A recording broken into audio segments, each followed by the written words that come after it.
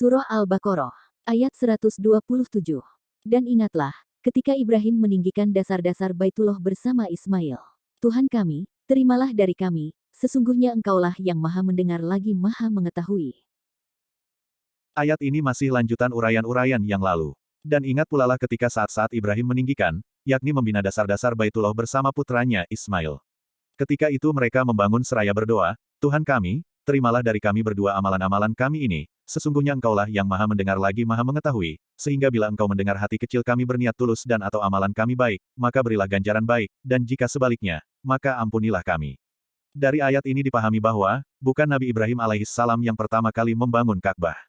Beliau bersama putranya, Ismail alaihissalam hanya meninggikan dasar-dasar Baitullah. Ka'bah telah ada sebelum beliau.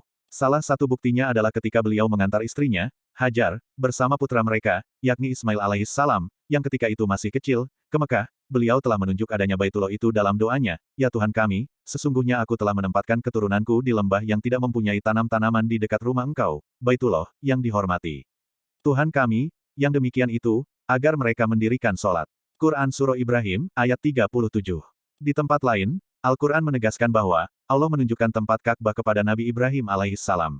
Quran Surah Al-Hajj, ayat 26, serta dinyatakan pula bahwa, sesungguhnya rumah peribadatan pertama yang dibangun untuk manusia, ialah Baitullah yang di Bakkah atau Mekah. Quran Surah Ali Imran, ayat 96. Ini berarti bahwa, Baitullah telah dibangun sebelum Nabi Ibrahim alaihissalam. Kapan itu terjadi? Apakah pada masa Nabi Adam alaihissalam, ataukah sebelumnya? Al-Quran tidak menjelaskan hal ini, dan tidak ada satupun riwayat dari sunnah yang menerangkan hal ini. Allahu aklam. Setiap rumah tentu ada pondasinya, ada panjang dan lebarnya. Itu semua sudah ada sejak dahulu. Nabi Ibrahim dan Ismail alaihissalam ditugaskan untuk meninggikan bangunan itu, dan setelah selesai, jadilah ia bangunan yang tinggi sehingga terlihat dari segala penjuru. Itu agaknya makna meninggikan dasar-dasar Baitullah.